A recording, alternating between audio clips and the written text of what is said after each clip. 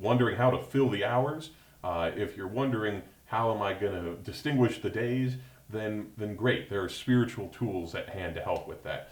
But if you're in the opposite case, if you're feeling utterly overwhelmed just with getting through a given day, if the house is noisy and argumentative and cacophonous, if there's all this different stuff that God seems to be throwing at you, along with a nice little bow of anxiety and worry on top of it, it's going to be okay.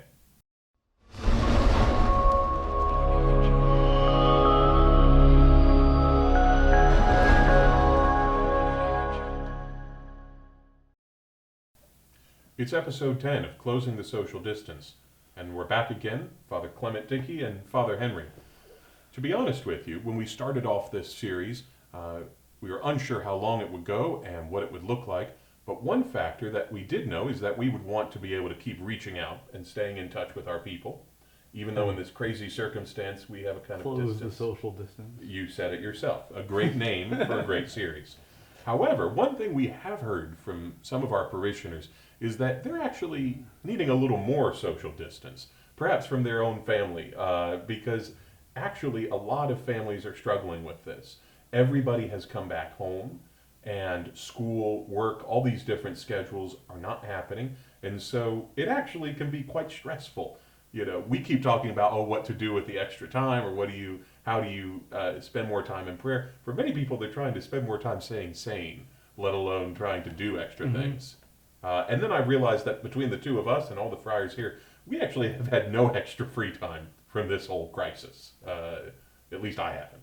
No, you would think that taking all the liturgies off of the schedule, or paring them back to just the ones we do in common, would lead to having tons of new time. But no, there's a lot more things to do, like taking episodes of Closing the Social Distance. It's available on a YouTube channel near you. But more than that, there's meetings and there's unpacking. One thing that I think basically everybody can relate to is that we've had to unpack and dissect every new decision about the reality here and figuring out how it is that we're going to do with that. And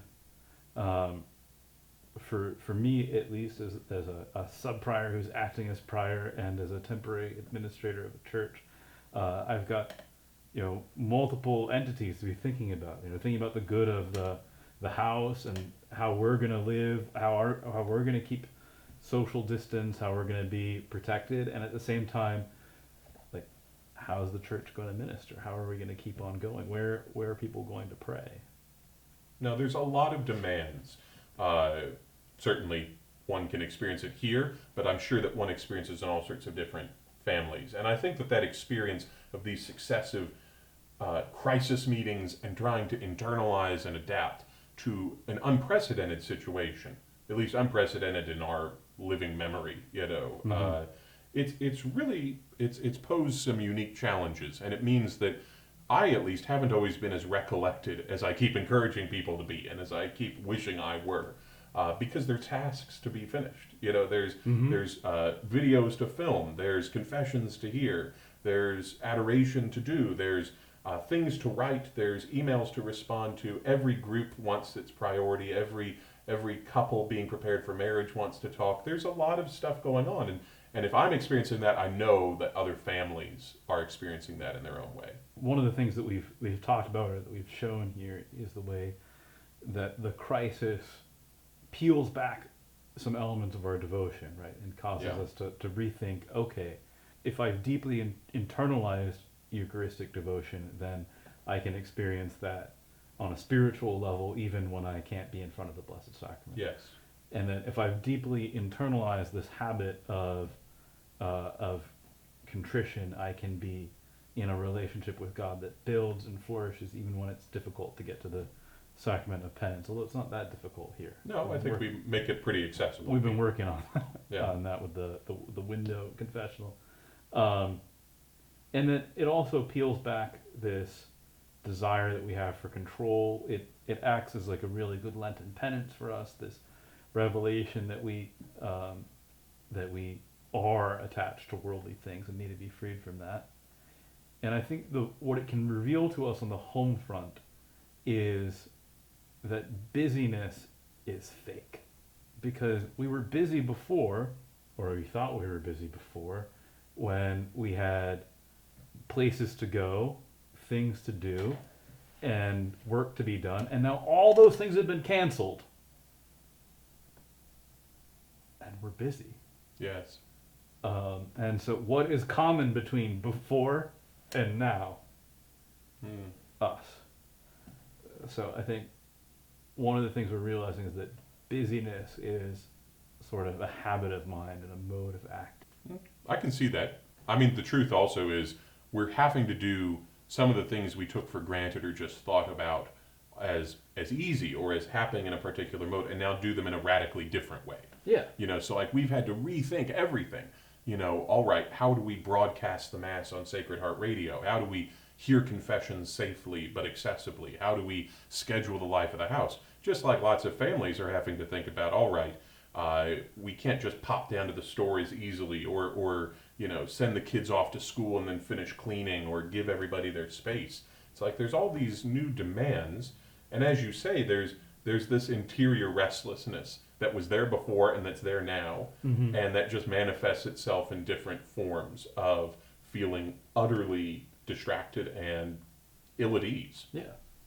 Well, so everybody has different tools that they use to kind of control the world and get a handle on it. I don't ever try to do that, but Yeah. but try to explain Lists. that to me. Yeah. Lists. If you heard him coughing, and if you thought you heard list making, then that's wrong. That's not a method of control. That's a method of excellent management. But let's go ahead and continue now that Father has cleared his throat. Well, I think most people try to control their world by place, right? Yes. So like my office, that's the place where I go to do work, and so I can focus 100% on work because I'm in the office. Home, this is a place where I relax and I'm comfortable, so this is a place where I can relax and be comfortable. The dining room, this is a place where I eat. This is the place, the gym is the place where I exercise. And then you control the people who are with you in these different places, because it's the people that lead to the flourishing of all these different places. At least it's the way that we as modern people control the world. Yeah. Ancients didn't have this privilege. And now we're discovering, because we're all stuck in a small place, that we can't use place to control what it is that we're doing, that we have to be working, nourishing, teaching, living all in the same space, and that kind of means that we have to be doing those all at the same time, and I think that's what is overwhelming. And there's a deep truth in all this, that we always want God to do the most profound work in us on our timeline. When we say, yes, things are calm, I'm ready to advance to the next rung of the spiritual life, all right, let's open up and close on a new interior castle. Call your spiritual real estate agent now.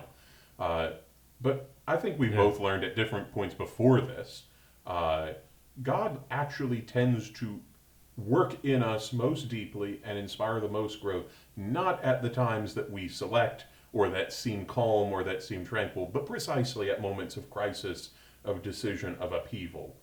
And it's messy, and it's not always predictable, and it's certainly in many ways outside of our control. But that we should have a sense of peace about it, even though we don't feel like everything is within our domain, even though we don't feel necessarily totally at ease with the way the world is or the way our household is.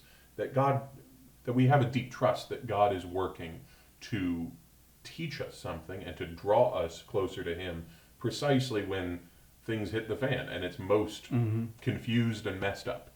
Or that God's timing is not lined up to what it is that we choose to do. That it's not like, if you were writing a self-help book for religious experience, it wouldn't work out in the way that genre usually does. Like, okay, you get these things figured out, and then suddenly you will experience deep and profound inner peace.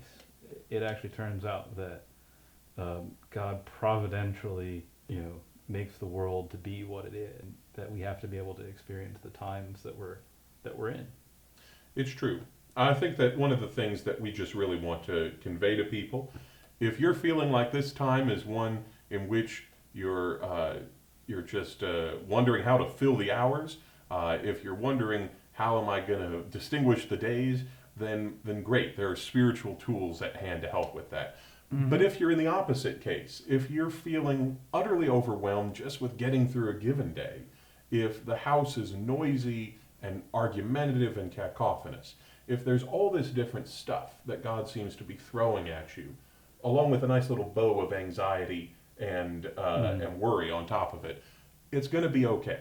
Because at these moments, the Lord wants us not necessarily to be able to become monks or nuns, but to be able to engage in that contemplative union with Him that every soul is called to, which means lots of acts of faith and a continuous dedication to know what really counts and what is indispensable and what just gives us a fleeting sense of control over the world and other people, even list making.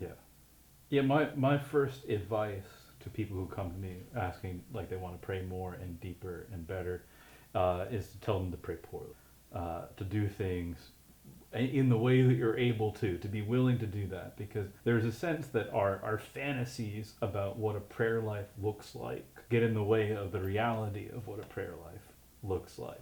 That we just have to choose to find God where it is that we are, and if there are some ideals like being able to build a nice little prayer corner, being able to go off into it and to simply gaze into the mind of God to experience that. But if we have fantasies about how amazing that will be and we focus on these fantasies, then we're going to be unsatisfied with the moments that God actually gives us. God seems to stubbornly prefer to work in reality rather than in our fantasies or our imagining of what He's going to do. And so I hope that no matter what your reality looks like right now, whether it's kind of boring or a little too active at the moment, I hope that you have a moment to sit back, make that act of faith, inspire that union with God, and trust that His good and wise plan is unfolding, even though we don't always see or understand it.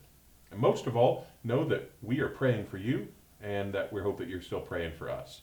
We look forward to talking to you soon, and stay tuned for the next episode of Closing the Social Distance.